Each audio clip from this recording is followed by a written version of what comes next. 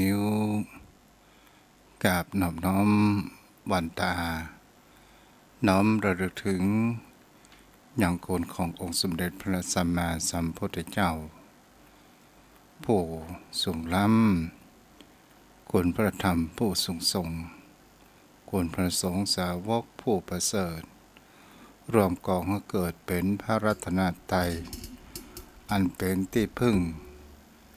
ทางด้านจิตด้านใจของหมู่เห่าทั้งหลายที่ใจกราบสักการะบูชา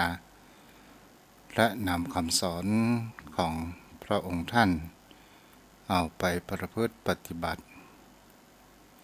และขอถวายความเคารพนอบน้อมไหว้สาบายังครูบาอาจารย์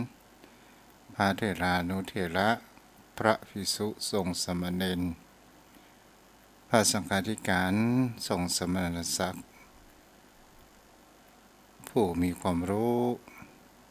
ที่เปิดรับฟังอยู่ถ้าก้าวกับผมกล่าวผิดพลาดประการใดก็ขออภัยไว้ณโอกาสนี้และขอเจริญพรมาอย่างป้อออกแม่ออกศรัทธาอันมีป่อหมอนแม่หมอนป่ออุ้ยแม่ป้าจมป่อจมแม่ปีป่านะอาท่านผู้มีบุญทุกท่านที่ติดตามรับฟังธรรมะยามดึกทางสถานีวิทยุเพื่อการศึกษา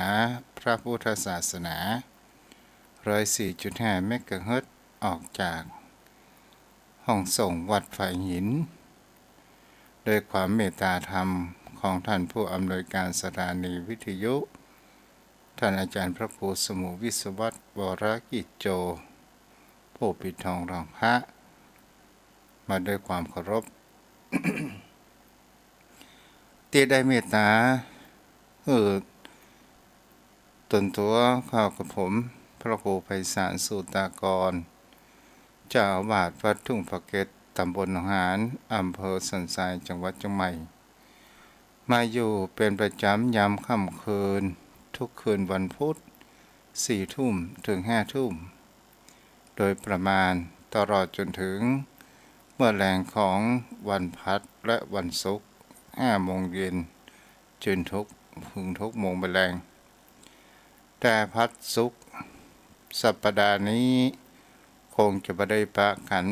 เพราะว่ามีงานปล่อยหลวงงานตานตุงที่พระธาตุม่อนสีสองเมืองที่ทางสถานีวิทยุต้องมีการถ่ายทอดเสียงจากวัดจากวาจาที่พระธาตุม่อนสีสองเมืองคงจะไม่ได้อยู่กันไม่ได้รับฟังกันก็เอาไว้ทิศหน้าสถาญาติโยมก็มารับฟังกันวันนี้เราก็มารับฟังในคืนวันพุธคืน14 ค่ำวันพรุ่งนี้ก็เป็นวันศีลวันพระโยมพ่อโยมแม่เราก็จะได้รักษาศีลประพฤติปฏิบัติธรรมบางท่านนั้นก็รักษาอุโบสถศีลก็ขออนุโมทนากับโยมพ่อโยมแม่ผู้มีจิตใจแห่งความตั้งมั่นในพระรัตนตรัยโยมพ่อโยมแม่วันนี้เราก็จะได้มาอู้จา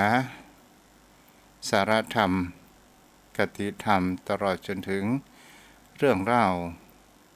กับโยมพ่อโยมแม่นั้นได้รับฟังกันวันนี้มีเรื่องเล่ากับโยมพ่อโยมแม่ได้รับฟังกันเกี่ยวกับเรื่องแห่งคำว่าเจ้ากรรมนายเวรบุพกรรมของผู้คนเหล่านั้นเองเรื่องนี้เป็นเรื่องเล่ามีบุคคลคนหนึ่งชื่อว่าบุญเหลือแต่บ่เหลืออย่างสักอย่างที่มาที่ไปนี้เป็นเรื่องที่มีชายพิการเป็นผู้สูงอายุได้เล่าเรื่องประวัติอัตชีวิตของตัวเองเมื่อยามดุม ลุงบุญเหลือนี้ได้เล่าอู้ถึงย้อนไปในถึงอดีตตั้งแต่ความเป็นละอ่อนก็ได้การที่เกิดมานั้นได้กำพร้าถึงพ่อถึงแม่และบังเอิญก็มีหลวงตาผู้ใจบุญคนหนึ่งชื่อว่าหลวงตามีอยู่วัดใกล้บ้านสถาญาติโยมทั้งหลายก็ได้รับอนุเคราะห์เอาเด็กชายละอ่อนโดยตั้งชื่อเขาว่าบุญเหลือก็ได้มาเลี้ยงดูจนจะมีความเจริญเติบโตหลวงตาบุญมีนี้ก็ได้ส่งเสียเราเรียนจนจบชั้นประถมป .4 ในสมัยนั้นสถาญาติโยมทั้งหลายแล้วเมื่อจบป .4 แล้วก็บุญเหลือนี้ก็เป็นคนที่อยากจะเรียนต่อตาบุญมีนี้ก็มีความรักเหมือนลูกก็ได้บอกให้เรียนต่อชั้นมัธยมแต่บุญเหลือนั้นบ่เรียนต่อเมื่อวิถีชีวิตแห่งการผ่านไปบุญเหลือนั้นก็ได้มีการคุกคีกับพระอ่อนมีการตามภาษาของวัยรุ่นใหม่ก็เป็นสิ่งที่ได้คบค้าสมาคมกับพระอ่อนเพื่อนรุ่นเดียวกันที่จะจบชั้นประถมป .4 มาด้วยกันสถาญาติโยมวันเวลาผ่านไปนั้นตอนแรกๆนั้นก็บ่มีอะไรหยังแต่ความเป็นวัยที่หัวเรียวหัวต่อ14-15นี้เป็นวัยที่หัวเรียวหัวต่อบนเรือนี้ก็ได้ขี่กับพระอ่อนชาวบ้านก็ได้มีบางครั้งบางคราวก็ได้มีการมั่วสุมลองสูบบุหรี่ได้ลองกินเหล้าต่างๆนานาในเมื่อชาวบ้านนั้นหันเหตุการณ์ประการเช่นนั้นก็มาบอกให้กับหลวงตาบุญมีหลวงตานั้นก็ได้สั่งสอนผู้จาได้อบรมว่าสิ่งนั้นมันบดีบุญเหลือนี้ก็ได้อยู่ในโอวาทเป็นคนที่มีความเรือกรรมและกับจิตกับใจได้อุปถัมภ์อุปถาอย่างหลวงตาบุญมีและกับบังเอิญก็มีบุคคลผู้เอาสัตว์หรือว่างัวที่เปิ่นไถ่ชีวิตมาแล้วในบุญเหลือนี้แกได้เลี้ยงดูสถาญาติโยมวันเวลาผ่านไปนั้นบุญเหลือก็เริ่มเติบโตแห่งความเป็นวัยรุ่นโดยความคิดความอ่านเริ่มมีหันเหชีวิตนั้นไปคุกคีทางด้านการพนันถึงเรายาป่าปิ้งนั้นยั้งไปแล้วแต่ติดการพนันสถาญาติโยมทั้งหลายเงินทองที่ได้มานั้นก็ลงการพนันจนหลวงตาบุญมีนั้นก็ได้เท่าแก่ชราเมื่อหลวงตาถึงมรณภาพลงบนเหลือนี้ก็บ่ได้มีที่พึ่งพาอาศัยอายุประมาณ18 ปีตาบุญเหลือนั้นนายบุญเหลือนั้นก็ได้เสียหลวงตาไปก็ได้หวนคิดว่าขาดที่พึ่งทีนี้บุญเหลือนั้นก็ได้มีชีวิตผกผันได้ยุดในเรื่องการพนันแต่ก็มีความคิดแห่งความเป็นวัยรุ่นเริ่มที่จะมีความคิดหาเงินหาทองเกิดขึ้นก็เลยลายังหลวงตาน้อยที่ขึ้นเป็นเจ้าอาวาสรางวัวที่เคยเลี้ยงสถาญาติโยมทั้งหลายลาพระสงฆ์องค์เจ้าในวัดในวาแล้วก็ไปสู่กรุงเทพกรุงนาเพื่อที่จะไปหาเงินหาทองนั้นเกิดขึ้นได้งานอะไรยังก็ตามก็จะเอาเสียทั้งหมดสถาญาติโยมทั้งหลายในการที่ว่าพูดทั้งว่าไม่ยอมเลือกงานใดๆทั้งสิ้นบังเอิญกลับไปเป็น เราอ่อนเด็กเสิร์ฟร้านข้าวต้มถึงกะเงินได้วัน200 ปลายแต่มักปอประทังชีวิตอยู่ก็เจ้าหอต่างๆนานาเกิดขึ้นบังเอิญอยู่วันหนึ่งศรัทธาญาติโยมทั้งหลายมีสาวนักเรียนนั้นจะมากินข้าวต้มแล้วก็มีหันบนเหลือนี้หันหน้าหันตาก็เลยสืบสาวดาวเรื่องว่าชื่ออะไรหยังก็โดยความได้ชื่อมาชื่อว่าจันศรัทธาญาติโยมทั้งหลายนางสาวจันนี้ก็มีหน้าตาที่มีความสดสวยพอสมควรแล้วกับบนเหลือนี้กับหน้าตาก็ดีได้เขียนจดหมายรักไปอูดหือถึงยังนางสาวจันสาวน้อยผู้อนารักเกิดขึ้นลมปากมันเปิดห้องว่าถ้าน้ำหยดลงหินยังก่อน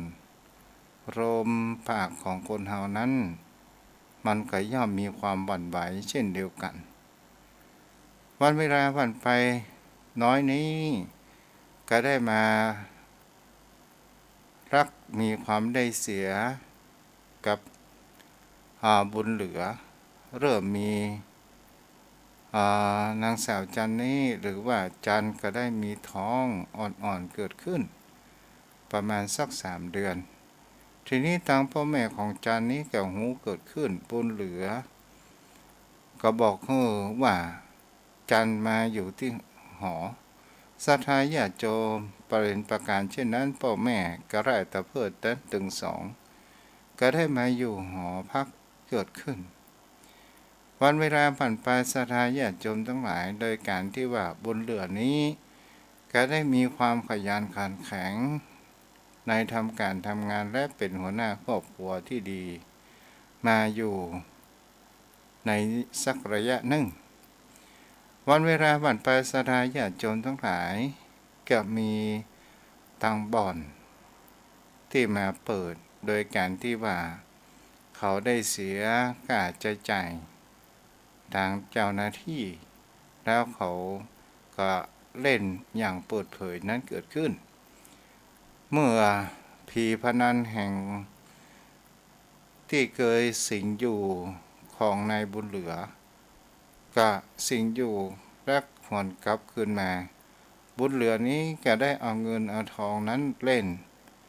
นตอนแรกๆนั้นก็กลับบ้านพอเวลาผ่านไปเงินทองที่สะสมมานั้นก็ได้เอาไปลงการพนันก็บอกปิกบ้านปิกจองต่างๆนานานั้นเกิดขึ้นต่อมาอยู่วันหนึ่งศรัทธาญาติโยมทั้งหลายบุญเหลือนี้เงินหมดก็ได้ปิกมาเพื่อที่จะเอาสตางค์ในกระปุกออมสินที่เคยอู้จ๋าว่าเอาไว้ให้กับลูกในท้องเวลาเกิดมาจะได้มีเงินมีซื้อสร้อยสลึงให้ใส่ให้ลูกศรัทธาญาติโยมทั้งหลายมันเป็นประการเช่นนั้นเมื่อผีพนันนั้นเข้าสิงก็ได้เอาเงินเอาทองตุบกระปุกออมสินในเมื่อภรรยาหันแล้วว่าบุญเหลือนี้ขึ้นไปเอาสตางค์อย่างแน่นอนจันก็ได้อู้จ๋าบอกว่าไอ้จะเอาสตางค์ที่บอกว่าเป็นการสร้อยอย่างรับผลของลูกเอาไปใช้จ่ายกะในเมื่อผีพนันมันเข้าสิงแล้วมันไม่ยอมว่าไอ้อย่างเป็นไอ้อย่างมันมามีแห่งเขาว่าสติและมันมีปัญญานั้นเกิดขึ้นมันมีแต่อวิชชาปิดบังบ่ฮู้จักลูกจักเมียอย่างสักอย่างศรัทธาญาติโยมทั้งหลายในความยื้อแย่งเมียก็ว่าอยากจะให้บุบกระปุกออมสินต่างๆส่วนบุญเหลือนั้นก็ยื้อแย่งเพื่อที่จะเอาสตางค์นั้นไปเล่นการพนันบังเอิญศรัทธาญาติโยมทั้งหลายยื้อแย่งกันไปมา จันทร์ก็ได้ตกลงขันไดสถาญาติโยมทั้งหลายเลือดก็อาบตัวแต่ก็ยังบ่มีความสำนึกยังบ่มีจิตที่จะพอภรรยาของตัวเองสถาญาติโยมทั้งหลายก็โดยการที่ว่ามีเพื่อนบ้านนั้นมาพอมาคอยแล้วก็ได้บอกกับเพื่อนบ้านว่าพ่อเมียกูกำเด้อแล้วก็เอาไปหาหมอตัวก็ได้บ่สนใจและก็ได้ไปที่บ่อนเล่นการพนันนั้นอยู่ตลอดมามีแห่งเขาว่าใส่ใจอย่างสักอย่างพอเวลามีสตินั้นเกิดได้ภรรยาอยู่โรงพยาบาลแปลว่าได้ถึงแก่กรรมพร้อมกับไปติลูกในท้องนั้นเองเพราะว่าตกขันใดทนแห่งความบาดเจ็บอย่างนั้นมาได้เกิดขึ้นทีนี้สถาญาติโยมทั้งหลายเมื่อภรรยาและลูกนั้นตายจากไปบุตรเหลือนี้ก็ได้ทิ้งและก็มีสติระลึกอยู่ว่าต่อไปนี้เราอยากบ่ให้มันเกิดขึ้นเหตุการณ์ประการเช่นนี้แต่ก็ยังมีเรื่องการพนันจนตลอดจนถึงมีเพื่อนที่คบค้าสมาคมกันในบ่อนก็ได้อู้จากกันไปว่ามีการมีงานอะไรอย่างท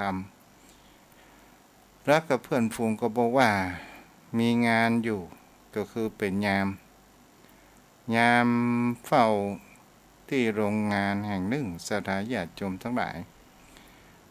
บุตรเหลือนี้ก็ได้อยู่ยามอยู่ตลอดเวลาแล้ว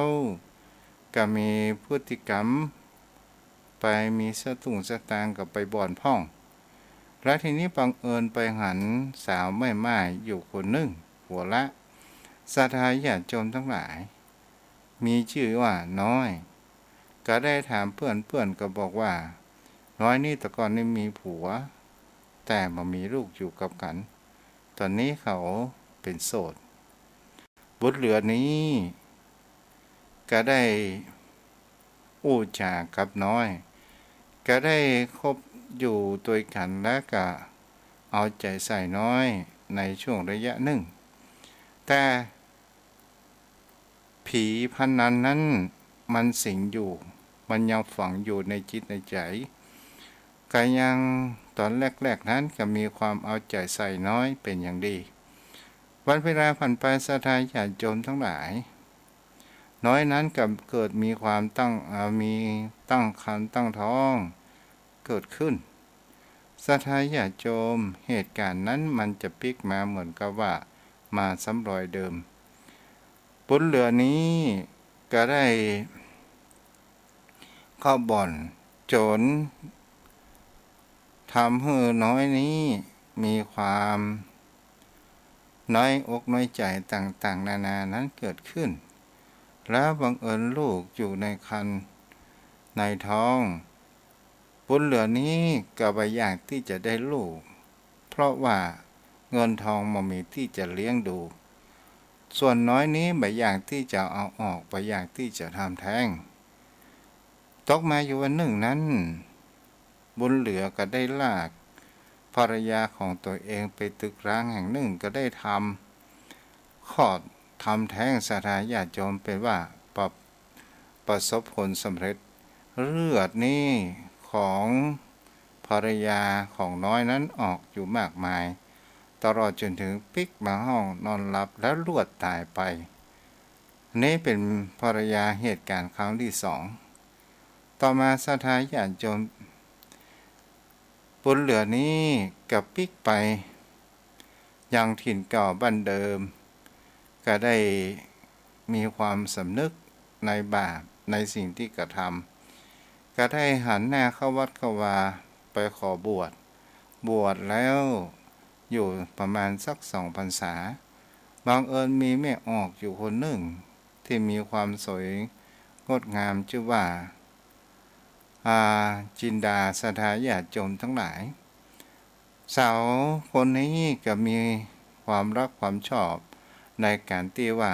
มีพระบุญเหลือได้เฝ้าดูแล้วก็มีความสนิทสนมแล้วก็เลยซึกออกมาเอากันนั่นเองเวลาผ่านไปศรัทธาญาติโยมดานี้ก็อ่านแล้วบุญเหลือนี้ก็ไม่ได้กลับไปเหมือนเดิมต่างๆนานามามีเล่นการพนันแต่บังเอิญบุญเหลือนี้ก็อยากจะได้รถเพื่อที่จะทำมาค้าขายศรัทธาญาติโยมทั้งหลาย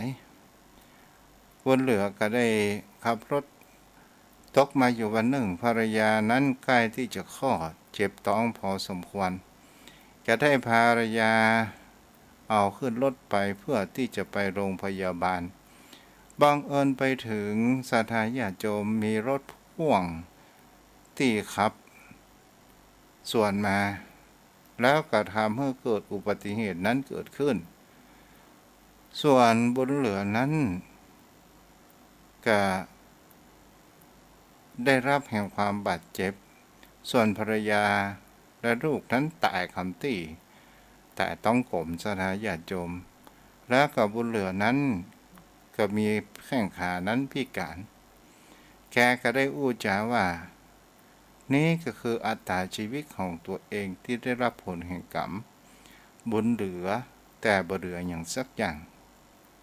และมามีผู้คนและดูแลเกิดขึ้น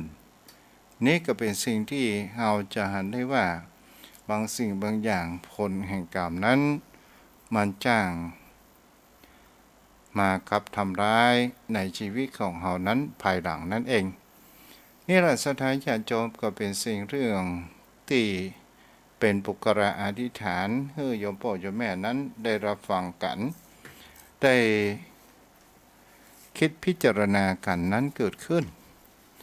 และก็เป็นสิ่งที่ผู้คนเฮานั้นบางสิ่งบางอย่างกระทำให้เฮานั้นเกิดมีความพลาดพลั้งและก็เป็นสิ่งที่ผู้คนเฮานั้นก็จะต้องมีแห่งคำว่ามีสติและมีปัญญาเฮาอย่าให้สิ่งอื่นใดนั้นมาสิ่งจิตสิ่งใจของเฮาเพื่อจิตใจของเฮานั้นยึดมั่นอยู่ในพระธรรมคำสอนของพระพุทธองค์ศรัทธาญาติโยมบางท่านบางคนก็บอกว่าพุทธศาสนานั้นเฮาจะเสื่อมแท้ที่จริงพุทธศาสนานั้นมันมีคำว่าเสื่อมแต่ผู้คนต่างหากจะมีความเสื่อมเพราะว่าผู้คนบ่ได้น้อมนำธรรมรักธรรมของพระองค์นั้นเอาไปประพฤติปฏิบัติไปใช้แก้ปัญหาในชีวิตประจำวันของเฮามันก็เลยเกิดแห่งความเสื่อมนี่แหละรักธรรมของพระองค์จะอยู่จนถึง 5,000 ปีศรัทธาญาติโยมทั้งหลายก็เป็นสิ่งที่ผู้คนเฮานั้นก็จะหันได้ว่าตามที่พระองค์นั้นได้บอกไว้ว่าทุกสิ่งทุกอย่างมันมีความจีรังและยั่งยืนตั้งอยู่เกิดขึ้นตั้งอยู่และดับไป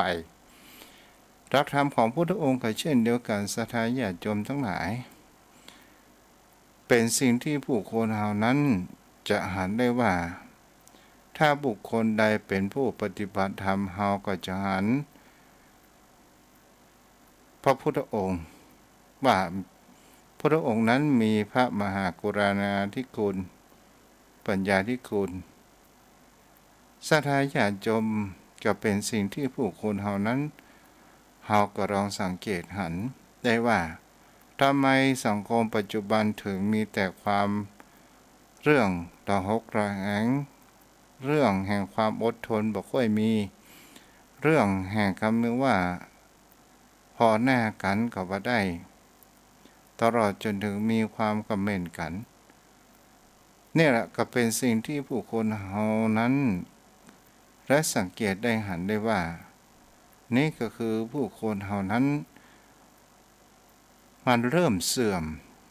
จากหลักธรรมนั่นเองก็คือไม่ยอมนำหลักธรรมนั้นไปใช้โยมพ่อโยมแม่วันนี้จะเกี่ยวกับ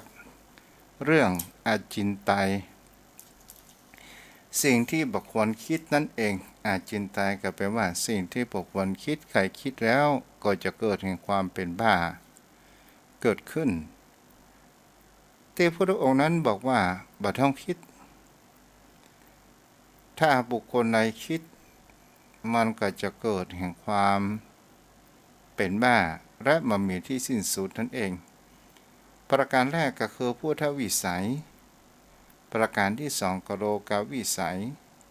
ประการที่สามก็คือชานะวิสัย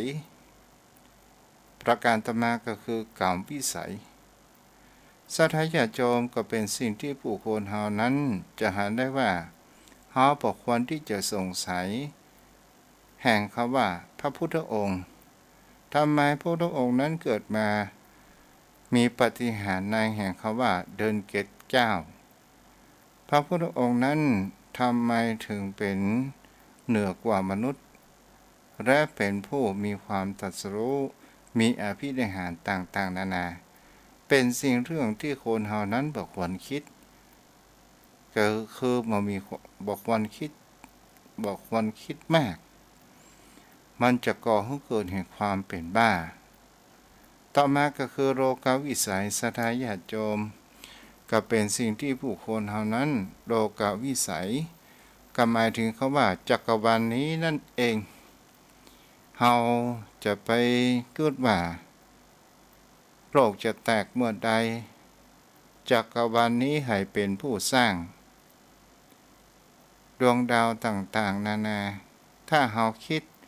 มากเกินไปก็จะก่อให้เกิดแห่งความเป็นบ้าต่อมาก็คือชนะวิสัยชนะและโยมทั้งหลายในเรื่องแห่งคำว่าปาฏิหาริย์อิทธิฤทธิ์ต่างๆนานาก็คือเป็นสิ่งที่ผู้คนเฮานั้นบ่ต้องไปสงสัยถ้าเฮาคิดเรื่องอิทธิปาฏิหาริย์ต่างๆนานานั้นก็จะทำให้ความเปิดเฮาว่าก่อให้เกิดแห่งความเป็นบ้าเกิดขึ้นได้ต่อมาก็คือกามวิสัยก็คือบุคคลคิดในเรื่องกรรมว่าทำไมจากนี้เฮาถึงได้รับผลแห่งกรรมในแห่งความเป็นคนยากจนทำไมเฮาเกิดมาจากนี้มีแต่โรคภัยแก้เจ็บมาเบียดเบียนเฮาก็บ่ต้องไปสงสัยต่างๆนานาแต่เฮาก็ได้หันได้ว่าเฮาจะทำสิ่งใดดีที่เฮานั้นจะทำให้จิตใจของเฮาเกิดมาเป็นมนุษย์ในอัตตะแห่งความเป็นมนุษย์ในชาตินี้เฮาทำบุญกุศลไว้กับตนตัวของเฮาไว้กับจิตกับใจของเฮาและเป็นที่สั่งสมเสบียงเพื่อที่เฮาจะเข้าไปสู่ถึงพระนิพพานในอนาคตการเพื่อที่เฮาจะเป็นแห่งคำว่าพระอริยบุคคลนี่ก็เป็นสิ่งที่ผู้คนเฮาทั้งหลายก็ต้องใช้เวลาในการที่เฮาสั่งสมบุญญาบารมีนั่นเองสัทธาญาติโยมทั้งหลายคำว่ากรรมซึ่งตู้เจ้าก็ได้อู้หลายครั้งหลายคราวโดยกันว่ากรรมคนเฮานั้นส่วนมากบอกว่าได้รับผลแห่งกรรมแท้ที่จริงคำว่ากรรมเฮานั้นส่วนมากจะมีความเข้าใจไปในทางที่ร้ายแท้ที่จริงแล้วคำว่ากรรมะนี้แปลเป็นกลางๆก็คือความว่าแปลว่าการกระทำนั่นเองถ้าเฮาทำดีมันก็เป็นกรรมดีหรือว่าเป็นบุญเป็นกุศลแต่ถ้าว่าเฮาเอาไปประกอบทางด้านที่บ่ดีมันก็เป็นบาปเป็นอกุศลก็จะทำให้เฮานั้นได้รับแห่งความทุกข์มีทุกขติต่างๆนานานั้นเกิดขึ้นสัทธาญาติโยมทั้งหลายกรรมนี้จะให้ผลจะเป็นกรรมดีหรือกรรมร้ายจะส่งผลจะจ้าหรือจะเวยมันก็อยู่ที่การสั่งสมเมล็ดพันธุ์แห่งการกระทำของคนเฮานั่นเองโยมพ่อโยมแม่เฮาก็ลองสังเกตเวลาเฮาเพาะอะไรอย่างก็ตามที่มันเป็นเมล็ดบางชนิดนั้น วันผูกวันเฮอเฮาก็จะหันได้กินบางชนิดนั้นเฮาก็จะหันได้ว่ามันก็จะต้องใช้เวลาหลายวันกว่ามันจะแตกมันจะงอกเกิดขึ้นถ้าเฮาอู้ง่ายเพราะวันนี้เอาได้กินวันผูกก็คือถั่วงอกหรือว่าถั่วเขียวที่เฮาเพาะกันนี่แหละก็เป็นสิ่งที่ผู้คนเฮานั้นเฮาก็เป็นสังเกตที่เฮาหันได้ว่าคำว่าการกระทำของผู้คนเฮาจะดีหรือจะร้ายมันก็จะต้องใช้เวลาอุปมาเจ้าพ่อเจ้าแม่ได้หันชัดเจนในแห่งเขาว่าการกระทำของผู้คนเฮาสถานญาติโยมสมมติว่ามีนายกอยู่คนหนึ่งอยู่ในบ้านเกิดของตัวเองนั้นในช่วงแห่งความเป็นวัยรุ่นไปจนถึงอายุ30 ปีก็มีความเกเรเป็นนักเลงหัวไม้ไปต่างๆนานาตลอดจนถึงเป็นคนปฏิปดีนั้นเกิดขึ้นเมื่อเขาหันว่าการกระทำที่ผ่านมานั้นเป็นสิ่งที่บดีนั้นเกิดขึ้นก็เลยยุดแห่งการกระทำนั้นก็ได้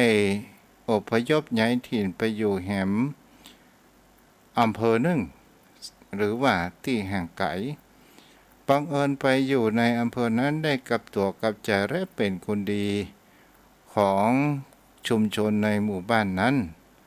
ศรัทธาญาติโยมทั้งหลายผู้คนทั้งหลายก็ได้ยกย่องว่านั้นเป็นคนดีเป็นคนที่มีความเสียสละช่วยบ้านช่วยจองช่วยวัดช่วยวาช่วยสังคมไปต่างๆจนได้รับเลือกเป็นพ่อหลวงศรัทธาญาติโยมทั้งหลายเมื่อได้เป็นพ่อหลวงแล้วก็ยังมีแห่งว่าจิตใจตกมาอยู่วันหนึ่งพ่อหลวงกอคนนี้เนี่ย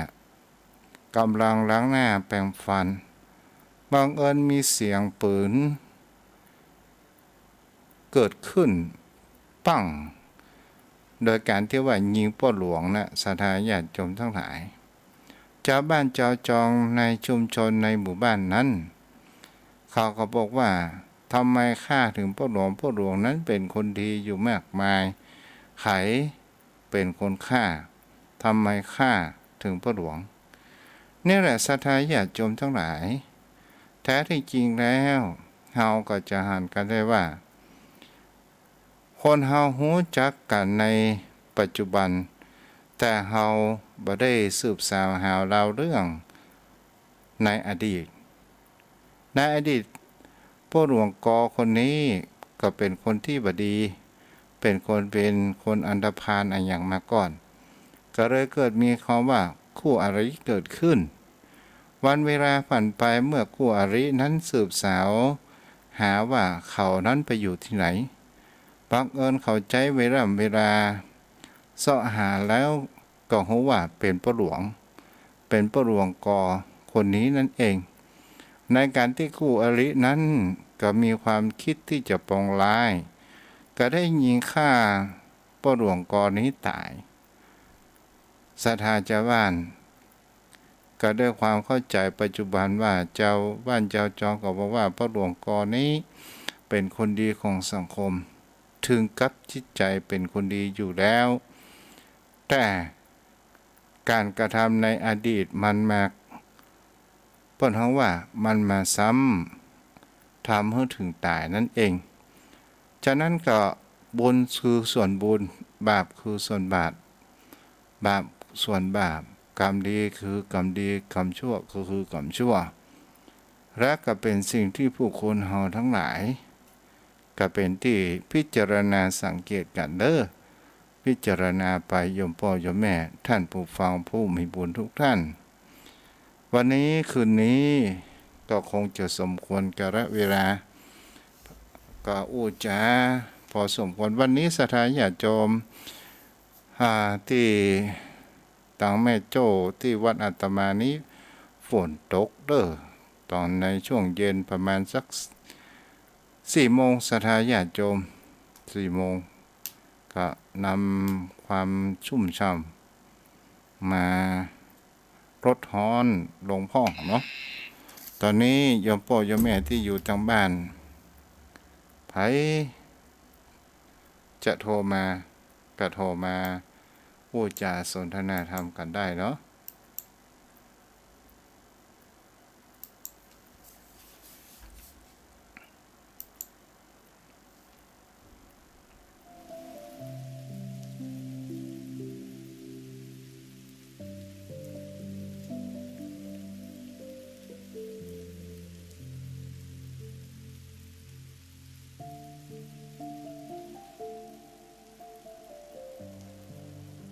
0631639950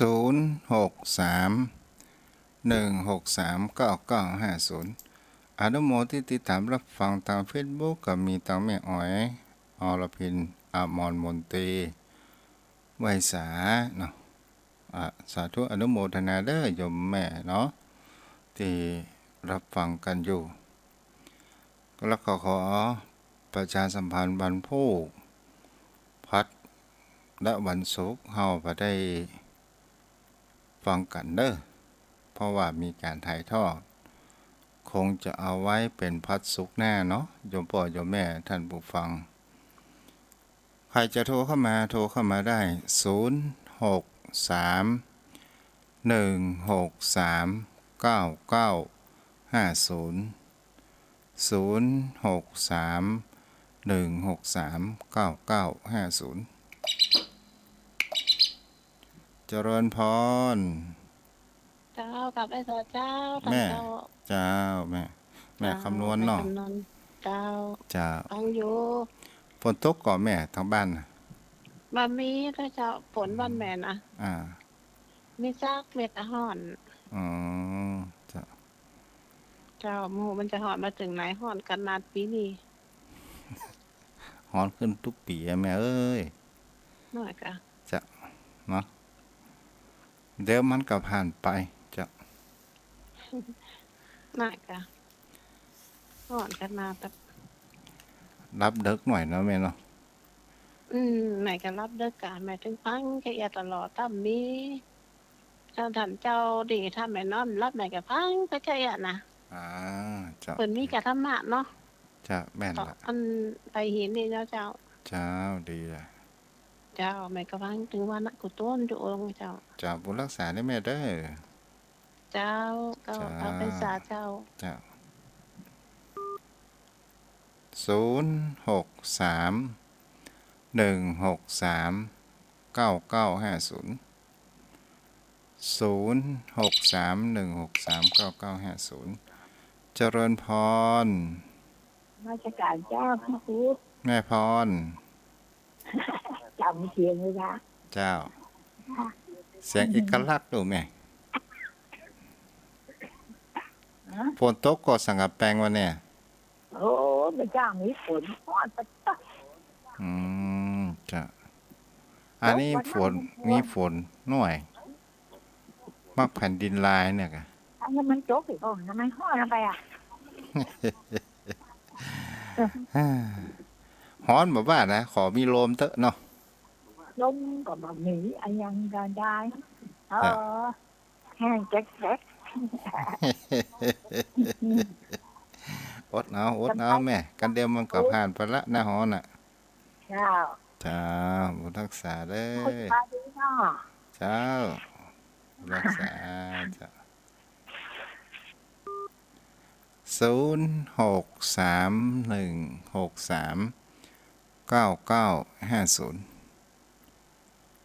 วันพวกวัดปัดลานเพิ่นมีงานทำบุญเนาะเจริญพร แม่จ๋าพูดทางโทรศัพท์เด้อเจริญพร ฮัลโหล เอาปอกา น้อยสุชาติ เจ้า บ้านปะแดงหลังมอ เอาพี่น้อยกา บ้านปะแดงหลังมอตามสักข้อได้ก็ อยากก็ปอเจ้า ก็ถามที่อย่างคำว่าน้ำโมตัสสะเนี่ยน้ำโมตั้งขึ้นต้นมันตัสสะเนี่ยแล้วตอนลงไม่ใช่ว่าทัสสะธรรมะสัมพุทธัสสะเนี่ย ก็ นะโมมันตัดสะละตอนลงมันสัมมาสัมพุทธัสสะก็ไอ้เงี้ย ก็เพราะเป็นภาษาบาลีเปิ้นบัญญัติมาอย่างอี้เจ้าเนาะป่อเนาะ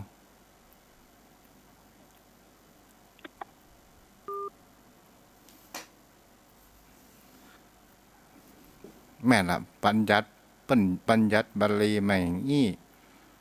ทัสสะกับทัสสะเนาะเจริญพร มาสการเจ้ามันก็ฮ้อนน่ะก้า อืม รัสเซียถล่มยูเครนน่ะ ดีนะลูกวัดแม่ช่วยงานวัดมากำเดียวฝนตกอ่ะเพราะ อ๋อถึงพลานอยู่เนาะ เจ้ามันผูกไม้ดิอ่ะ ไปกะ เนี่ย ฮะ ดีแล้วไม่ได้จัดมันผูกมาประลานเพพักก่อน อ่า จัดกลางวิทยุอ่ะเนาะ เจ้ากะ เจ้าโอ้มากำเดียวดีแล้วเย็นมาจัดหน้ากับฝนตกอ่ะ เปิ้นทำบุญไม่เจ้าไอ้มึงก็ ก็เมื่อไงน่ะเมื่อไงอ่ะกะ เอามาไงเนาะ เจ้าเมื่อเจ้ามันก็ใส่บาตรเนี้ยแล้วก็เริ่มเมื่อไงนะกะ รวดส่งน้ำ เจ้า มาเหรอ ส่งน้ำน่ะ30กดนี่กะกันอันเนี้ย30นี่ กัน อ่ะ ก็ 32ถึงอาจารย์ถึงอย่างนั้นอย่าเพิ่งว่าอย่า อ๋อจ้ะ แม่ก็เอากันเหรออนุโมทนาบุญเด้อที่ได้ เจ้า ทำบุญเนาะ เจ้าสา วัน ธุ ผูก สา ปา ธุ กัน เจ้า เด้อ ผูกปา แม่ กัน ประจำก็แล้วบอกฮู้นะ จำกัน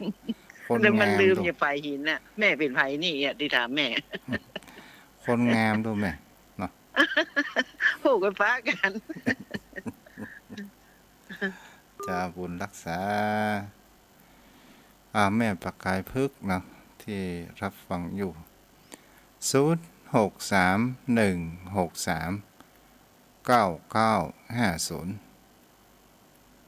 0631639950พ่อหนานสายันรับฟังอยู่ไหมถ้ารับฟังก็โทรมาอยู่เด้อ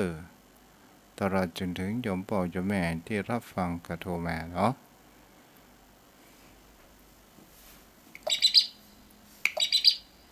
เจริญพรพ่อหนาน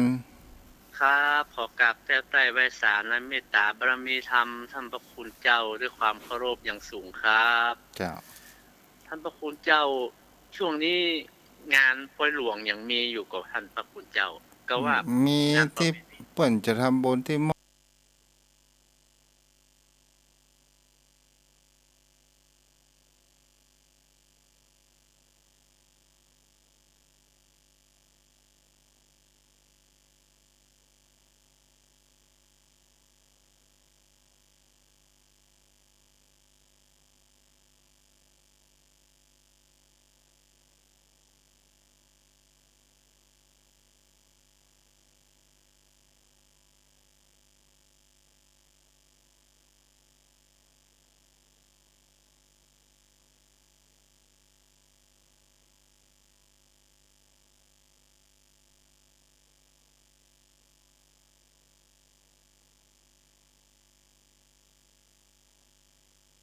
ปีนี้เพิ่นยังสืบสานต่อเนื่องกัน มันบัดแล้วในยุคนั้นก็มาแล้วในยุคนี้ก็อย่างนับว่าเป็นบุญบารมีอยู่นะครับนะพระคุณเจ้า เจ้าแม่นละ ครับ เจ้า เพราะว่าอันที่ดอยนางแก้วโอ้ช่วงสมัยของเป็นละอ่อนละอันที่อันปากต่างนั่นนะครับ แต่ก่อนนี้เพิ่นก็ไหว้สากันแบบพราหมณ์เนาะได้แบ่งอันนั้นนี่ไปตั้งไปบวงสรวงเพิ่น ที่อย่างที่เขาว่าถ้าไปเชียงไฮ้มันขึ้นดอยสูงให้ดีรถไปขามไปกาที่หั่นจะต้อง ครับ แปลงสิ่งนั้นสิ่งนี้ เพิ่นแบ่งสิเพิ่นลึงถวายนะครับแต่ประเดี๋ยวนี้เพิ่นยกเพิ่นเป็นวัดเป็นเอาตังพุทธเป็นที่ไหว้ที่ศาก็ดีครับเพราะคนเฮาชาวพุทธก็นักเนาะ แม่น ก็ยังครับก็ดีครับอนุโมทนากับเพิ่นตัวว่าโอ้ครูบาอาจารย์ช่วยกันสืบสานคือเป็นวัดคือเป็นสถานที่ศักดิ์สิทธิ์กับไหว้สักการะบูชาท่านพระคุณเจ้า ป้าหนาน ครับผมไหว้ ป้าห สั นาก น การะ ผู้เรื่องพามเพิ่มมาอย่างนี้ก็ดี วันนี้ตู้เจ้าจะถามเรื่องผีเนี่ย ผี ที่ว่าเขาว่าโอ้ก็ไม้นั้นก่อนขนาดนะ ใครไปให้ดีได้เลี้ยงเข้าป่าอาหารผีที่หั่นกันตักตออยู่มันเพราะนั้นว่าผีนี่ที่มันอยู่ต่ำนั้นเนี่ยมันกลัวอย่างอ่ะ กลัวแสงสว่างครับท่านเจ้าก ลัว มันจะ ไอ้ แม่นเหรอครับ กลัวเนี่ยกะกลัวปวดท้องว่ากลัวเจ้าแผ่นดินน่ะ อ๋อ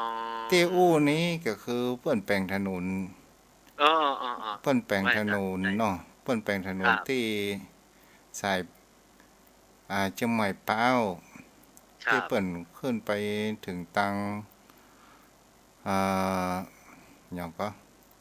ถึงไม่แฝกทีนี้ถ้าต้นไม้ต้นตอกที่ข้างถนนป้อนั้นว่าโอ้ได้ถามป้อนั้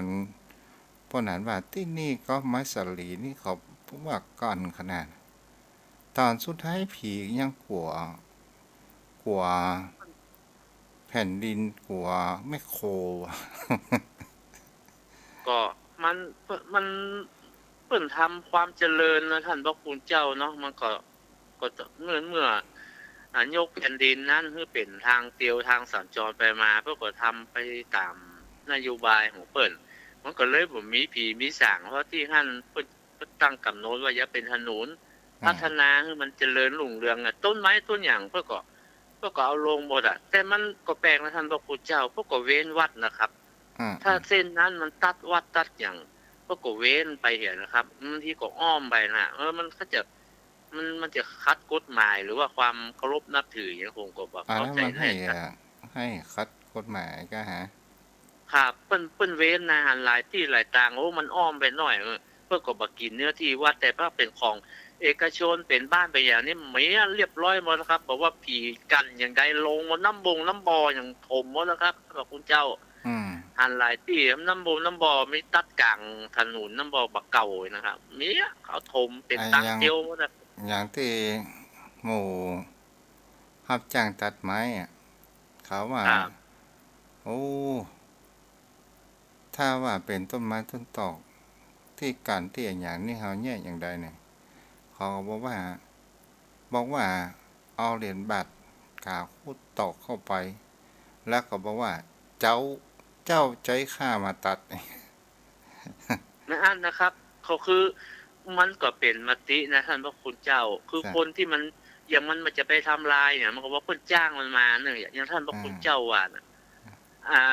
อากาศคุดนี่มันก็แปลกนะเงินดังได้ยินสลาเพิ่นอู้น่ะเงินที่มันดังแล้วก่อนเพราะว่ามันผีสองนางมันยากนะถ้าบ่มีกาคุดปั๊มก็เอาสตางค์มาอย่างวางมันก็บ่อยู่แล้วครับจ้ะเพราะว่าเอากาคุดปั๊มเข้าไปเถอะมันถึงบ่ดังบ่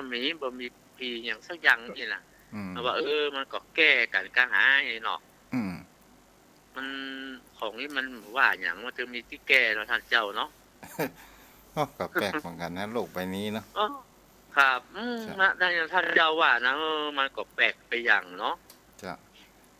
อนุโมทนาแม่จันเพ็ญคำโพธาตัวเด้อที่เพิ่นติดตามทาง Facebook เนาะครับขอกราบไหว้สาท่านเจ้านะครับนั้นเมตตาธรรมท่านเจ้านะครับไหว้สาครับจ้าบ่รักษาเด้อไผจะมีไผโทรมาก็ฮะ0631639950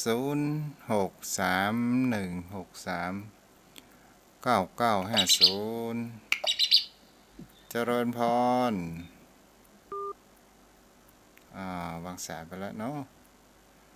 0631639950เอาละก็คงจะไว้เพียงเท่านี้เนาะเดี๋ยวท่านอาจารย์พ่อครูสุมาเตก็มีสปอร์ตอะไรอย่างก็เปิดไปด้วยครับเนาะวันนี้ก็คงจะจบไว้เพียงเท่านี้ก่อนเนาะขอบุญกิมบุญตารักษาเด้อจมโปจมแม่โอ้โทรเข้ามาอยู่เจริญพรนมัสการเจ้า